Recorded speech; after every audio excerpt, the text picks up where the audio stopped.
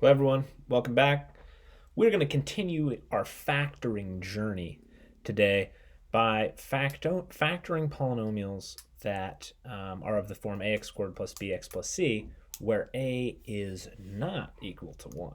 So just to clarify what I mean here, last time we met, I'll say before all of the trinomials look like x squared plus bx plus c, and we could go to the end and we could go, okay, well that's x plus or minus something times x plus or minus something. That's what we could do before, because we know that there's only one possible product for the first term. That's x times x gives us x squared. It's the only thing that's possible. This becomes more challenging when this a is today, right? So today what we're going to learn, or what do we do in the situation when a is not equal to 1? So an example would be like, how do I factor 6x squared plus whatever, right? Dot, dot, dot, dot, dot. If 6x squared is my first term, well, there's a lot of options that could be. That could be 6x times x. That could be 2x times 3x. Technically, it could even be negative, right? Whatever. So you go into, and there are options. It's not as clear cut. We don't have just x times x that gives us our answer. So I'm going to teach you the method that allows you to factor a trinomial of this form with certainty, if it's factorable. Okay, so here we go. Moving on our journey. Now, what I'm about to do is going to be fairly repetitive and quite boring, but that's okay. I would rather us ease into the difficult step and you be bored and understand it than you be excited and not understand it. So here we go. That's for a better, lack of a better way to say it. So if I were to factor out the GCF of this expression, each term, there are two terms, each term has the common factor of 4. So I can factor out 4, and you'll get 4 times, and then what's left over is x plus 5. 4 was my common factor. So we factored out 4. We undid the distributive property, right? If I were to distribute, I'd get the same thing that I had before. And we have factored the expression. We've taken the expression, we've written it as a product. So how would I factor x times y plus 5 times y? Well, I would pull out the y, and you'd be left with, in this case, y times x plus 5. We would factor out the y because it is the thing that is in common in each term. Let's keep cruising. How about this one? What do they have in common? Well, it's x times 3z squared plus 5 times 3z squared. What do they have in common? They have in common 3z squared. So 3z squared is our common factor. Okay, so we factor out 3z squared. So it turns out it doesn't matter what this is. It doesn't matter the thing that's being multiplied by 3 or multiplying x and 5. If they're the same, then I can undo the distributive property. I can factor out it as a common factor. So this factor form would be heart times x plus 5, because if I distribute heart, I'd get back to what I started with. But for some reason, and I'm going to make sure we can see this, for some reason, when I put an expression or a binomial in this position, it becomes hard to see. But the process is still the same. The common factor here is x minus 2. So I'm going to factor out x minus 2 from the expression. What we'll get is x minus 2 times x plus 5. It is a common factor, so I can remove it and we can move forward. So what we've just done here is we've taken an expression with 2 terms and we've turned it into 1 term. We've turned it into a product. It's kind of exciting. Okay, so let's think about these two. I've colored them again to help you out. You take a guess. What do you think this is in factored form? Well, it's x times 3x minus 1 minus 3 times 3x minus 1. The common factor is 3x minus 1, just like 4 was the common factor here. So we end up with 3x minus 1 times x minus 3. Factored form. Same thing here. I think you get the idea. Common factor is y plus 4 times y plus 13. And technically we could switch the order of those. It doesn't really matter because we can multiply in any order. So now I'm going to give you the process. This is just a skill to help us with the process when we get to one section. There's going to be one section that always confuses people. I wanted to show you that math so we understand, and I'll refer to it when we get there. So this is kind of like a 4-step process with some other sub-steps. But if you want to factor this, we use what's called, or what I call at least, the break apart method. And it involves us cleverly breaking apart this middle term so that we can factor by grouping and end up in the scenario that I was just describing. Now, the break apart method doesn't always work, just like the guess and check method that we learned last time doesn't always work. You know, sometimes you can't find factors of C that add to B. Well, we're going to see that same thing occur, or it's possible for that thing to occur in this process as well, that same step. So here's what we're going to do. Step 1 here is for us to factor out a greatest common factor if there is one. And if you look through here, turns out there is no greatest common factor. This is 2 times x, this is 3 times 5 times x, and this is a 7. They don't have a common factor, so we can't factor anything out. So we just move on to step 1. I call it step 0 because sometimes we don't do it. All right, step 1 says find factors of a times c. Find factors of a times c that add up to b. So first of all, we need to be able to identify what a, b, and c are. A is always the coefficient of the x squared term. So in this case, a is equal to 2. B is always the coefficient of the x term. So in this case, b equals 15. And c is always a constant, which is 7. So we've identified a, b, and c. That means we can complete this sentence. Okay? So we need to find factors of a times c is 2 times 7, 14, that add to 15. I can do that, I think. Okay, factors of 14, so let's write out all the factors of 14. 1 and 14, 2 and 7. Hey, look, we're done. That was fun. Okay, so which one of those add up to 15? The top option here. So we have found factors of 14 that add to 15, and we're going to move on to step 2. Step 2 says, in all of its glory, break apart the middle term using the factors that you found in the previous step. Break apart the middle term using the factors that we found in the previous step. So this is going to come down, and it's actually equal to what I'm going to write for step 2. In step 2, I'm going to write 2x squared, but I'm going to change the middle term, and instead of writing 15x, I am going to write plus x plus 14x plus 7. And it doesn't matter the order that I wrote those. I could have put the 14x first and the x second. Now, those two numbers came from what I found from step 1. The 1 is the coefficient of the first term. The 14 is the coefficient of the second term. But if I add them together, I'll get back to 15. So this expression and this expression are still equal. Okay, cool. Step 2 is done. We broke apart the middle term using the factors we found from the previous step. Step 3. It's kind of a multi-step. I kind of cheated. I think there should be 5 steps. Whatever. We'll be fine. Step 3 says group the terms and factor the GCF from each pair. So you group the first two, you group the last two, and you're going to find the GCF of each. You want to make sure that there's a plus in between your groups, and you'll see that in just a second. An addition sign, I should say. 2x squared plus x is in our first group. Put a plus in the middle, plus sign. And then 14x plus 7 is in your second group. Okay? We group the terms. All right, great. And now we factor the GCF from each pair. So find the GCF of the first two.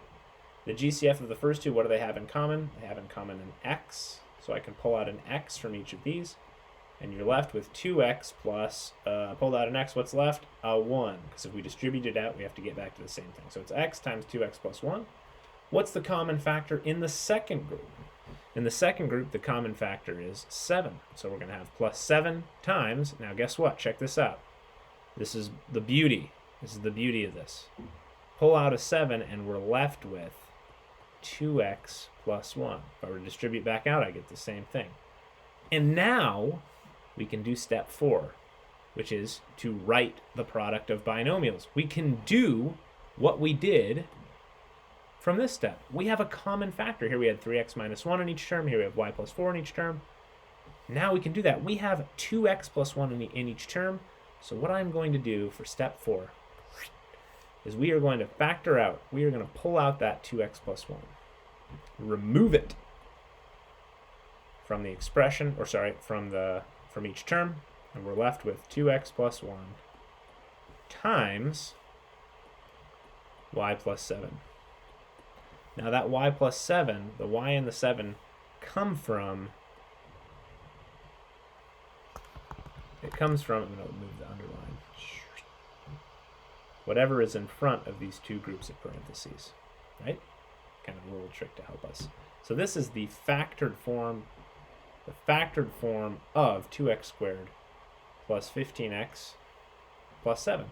And if you really want to be an overachiever, you can check your answer. You can multiply this out. That's 2x times x is 2x squared. 2x times 7 is plus 14x. 1 times x is plus x. 1 times 7 is plus 7.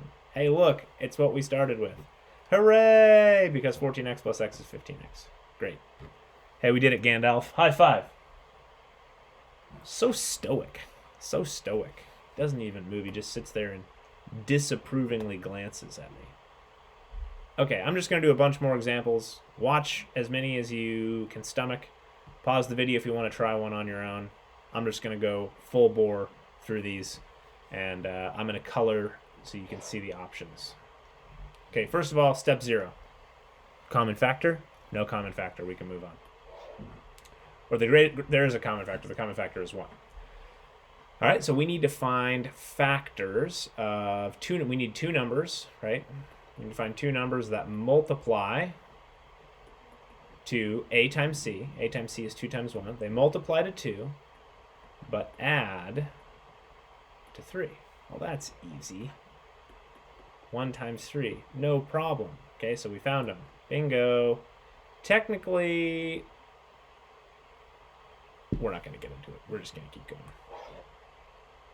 Okay, and then step 2, which is in green. We found the 2 numbers that multiply to 2 and add to 3. Multiplied it. What the heck am I doing? I'm getting ahead of the game. Multiply to 2. Factors of 2. 1 times 2. I got confused there. Okay, multiply to 2, add to 3. It's 2 times 1. Okay. So moving on, we need to break apart the middle term, which is step 2. So we're going to write this as 2x squared plus, I think it was Gandalf that distracted me. Yeah, so we'll do 2x squared plus 2x, using these factors, right? Plus x plus 1. Great. We broke apart the middle term. This is equal to what is above, right? It's equal to this. And these 2 add up to 3x, so we're good. Now we group the first 2, group the second 2, and pull out the GCF. Okay? Group the first 2, that looks like 2x squared plus 2x plus x plus 1, parentheses. GCF of the first pair is 2x. So I can pull out here, and you're left with x plus 1 if you pull that and remove this. What's the GCF of x and 1? Well, they don't have anything in common, so we pull out a 1. So that is, the greatest common factor is 1. And our final answer is x plus 1 times 2x plus 1. Done. Absolutely beautiful, except that was supposed to be in blue. Please forgive me.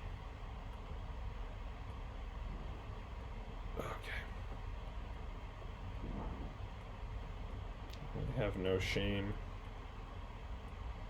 Have no shame. Next problem.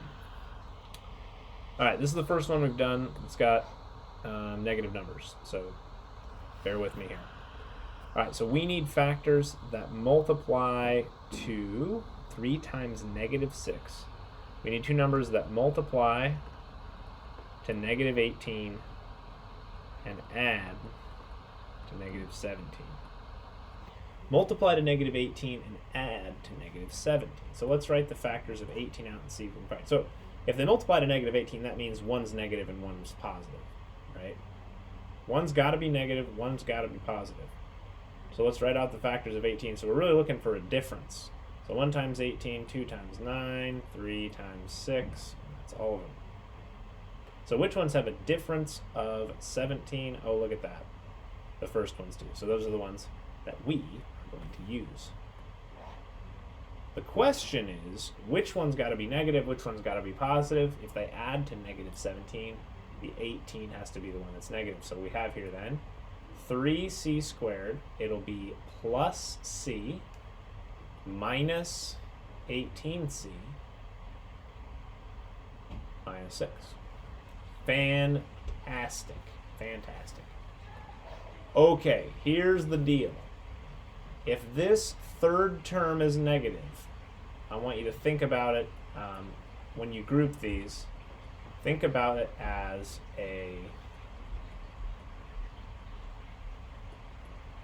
putting a plus in the middle and then shifting that negative sign over. Because the reason we can do that is because like 5 minus 4 is the same as 5 plus negative 4. It doesn't change the outcome of the problem to add that addition sign there. So it's going to look like negative 18c minus 6. And now we're going to factor by grouping. So we group the first pair, group the last pair. Let's pull out the common factor of each. Common factor of the first group is c. So that is 3c plus 1. Common factor of the second group, this is where we run into some issues. Common factor of the second group. Do we pull out a negative? What's the deal here? Well, remember, ultimately we want these two things to be the same when we're done so that we can factor them out. So if we want them to be the same, we already know what's going to be in the parentheses over here, or what it should be. It should be, if it's factorable, it should be 3c minus 1. Is that possible? Well, if I pulled out a positive 6, it would be negative 3c minus 1. So we must pull out a negative 6 to get the signs to be positive, which makes this 3c plus 1. So we have our common factor. Our common factor is 3c plus 1. So our answer is going to be 3c plus 1 times c minus 6. Absolutely wunderbar. Wunderbar. Great. We did it, team. Can you believe it? Gandalf, we did it. Kind of a strange guy. Okay. You try this one, or watch me do it. Either way. All right. Now, let's keep going. Step 1. In purple. Oh, sorry. Greatest common factor. Is there a common factor? Nope. Last one's a 1. No common factor. So we're looking for factors of positive 12. Factors of positive 12 that add up to negative 7. Factors of positive 12. That's 1 times 12. We got 2 times 6. We got 3 times 4. Okay, well, if they multiply to positive 12, they either have to be both positive or both negative. So the ones, if they multiply to 12, but they have to add a negative 7. So the only option would be negative 3 and negative 4. So we found our factors. So let's use those.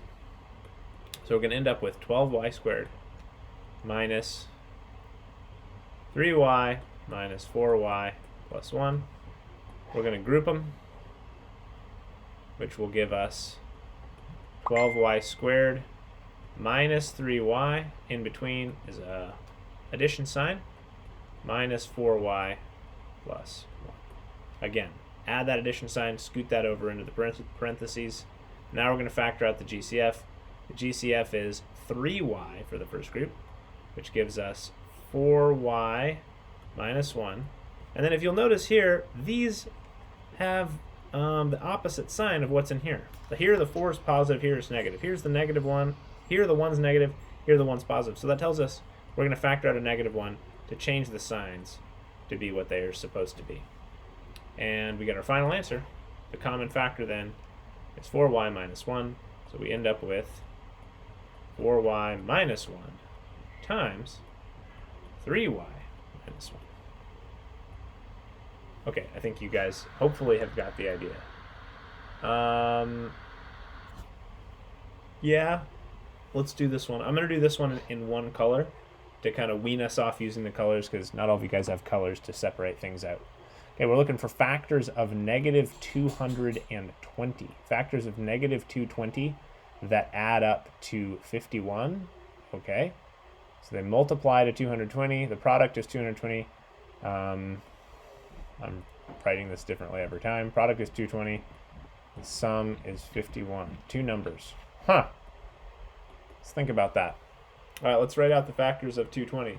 This could take quite a while, but I think we can do it.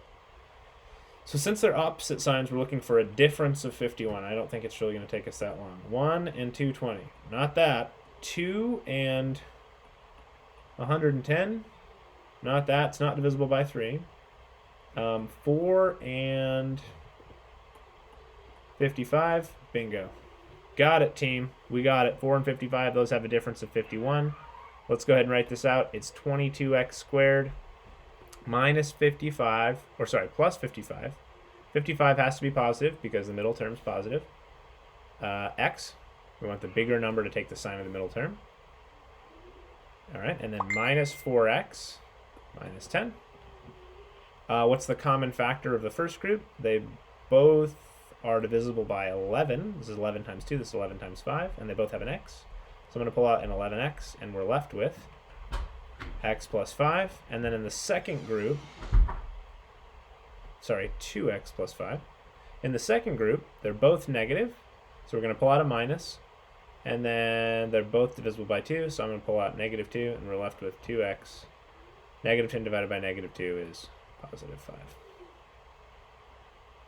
Common factor of 2x plus 5, so that leaves us 2x plus 5 times 11x minus 2. Isn't that fun? Just bundles of fun, that one. All right, last one. The last one I'm doing is this one.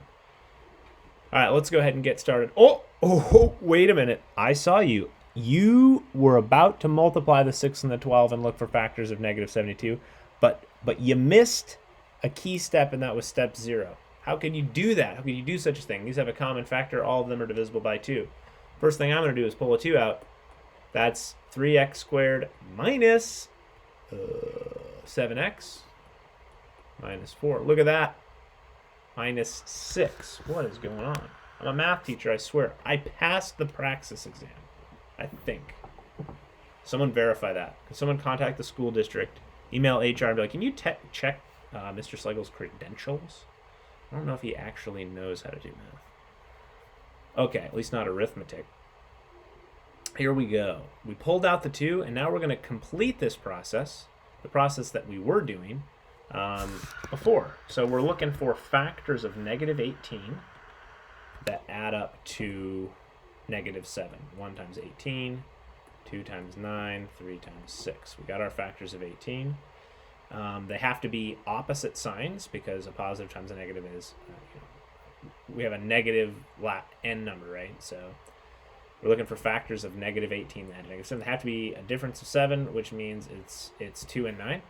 So we're going to break that apart into 3x squared. And let's just do minus 9x plus 2x minus 6. Okay, and so inside the parentheses, we're going to continue that process. Common factor of the first 2, we can pull out 3 and an x. So you have 3x times x minus 3, I believe.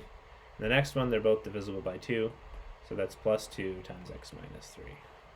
A common factor there is x minus 3, so you end up with 2 times, and then in parentheses, x minus 3 times 3x plus 2. But this extra group of parentheses doesn't actually do anything. So it's just x minus 3 times 3x plus 2. Boy, that was fun. All right, that's our final answer. This, ladies and gentlemen, is equal to all the previous steps above. Isn't that fun? Oh, you guys couldn't really see that. Hold on, let me go back. Make sure you guys write that down. Pause the video. I'm going to the next slide. All right. Look at that. I've really had a lot of blast with you and Gandalf today, everybody. So, thanks for watching. Thanks for supporting the Mathnasium. All 13 views on this video. It doesn't even have 13. It's brand new. 13,000. We'll see you guys next time. Maybe I won't make so many arithmetic